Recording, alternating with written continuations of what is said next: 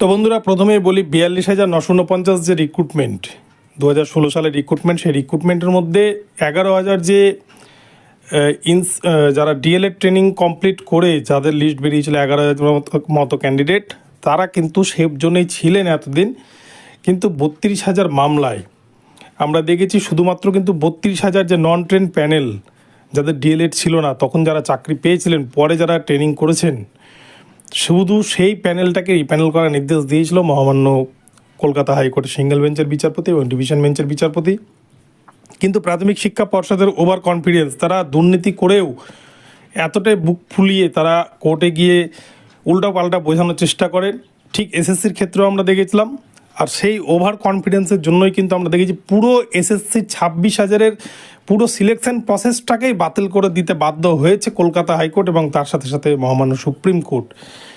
প্রাথমিকের ক্ষেত্রেও আমরা দেখেছি যারা পাওয়ার যোগ্য, যারা চাকরি পাওয়ার যোগ্য প্রকৃতই, যাদেরকে দিতেই হবে, না দিলে প্যানেল তৈরিই হবে না, তাদেরকে যদি চাকরিটা দিয়ে দেয় তাহলে কিন্তু এতদিন পরে এসেও, 8 বছর পরে এসেও তবুও কিন্তু এই প্যানেলটা বেঁচে যাবে। কিন্তু এখানেও প্রাথমিক শিক্ষা পর্ষদ তারা কিন্তু গিয়ে কোর্টে যে সমস্ত ভুলভাল ব্যাখ্যা দিচ্ছে বা একের পর এক তথ্য তারা দিচ্ছে, আমরা একটা শাস্ত্রীয় কথা জানি যে একটা মিথ্যা কথা বললে তার জন্য কিন্তু 1000টা মিথ্যা কথা বলতে হয় একটা মিথ্যা কথাকে ঢাকার জন্য। তো ঠিক পর্ষদের অবস্থা কিন্তু তাই।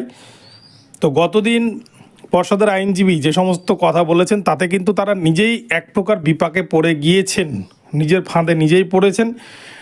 এখনও তো দুদিন কিন্তু যারা পিটিশনার তাদের আইনজীবীদের বলা বাকি রয়েছে। পিটিশনারদের আইনজীবীরা যখন বলতে উঠবে তখন কিন্তু সমস্ত পোল খুলে যাবে। এবং এসএসসির ক্ষেত্রেও কিন্তু আমরা এরকম দেখেছিলাম যে এসএসসির তরফ থেকে এসএসসির আইনজীবীরা নিজেদের মতো কথা বলেছিল, কিন্তু যখনই বঞ্চিত ক্যান্ডিডেটদের তরফ থেকে বিকাশ রঞ্জন ভট্টাচার্য বলতে উঠলেন, দুদিন যে সমস্ত ব্যাখ্যাগুলো দিলেন, তাতে কিন্তু সমস্ত রায় চেঞ্জ হয়ে গেল।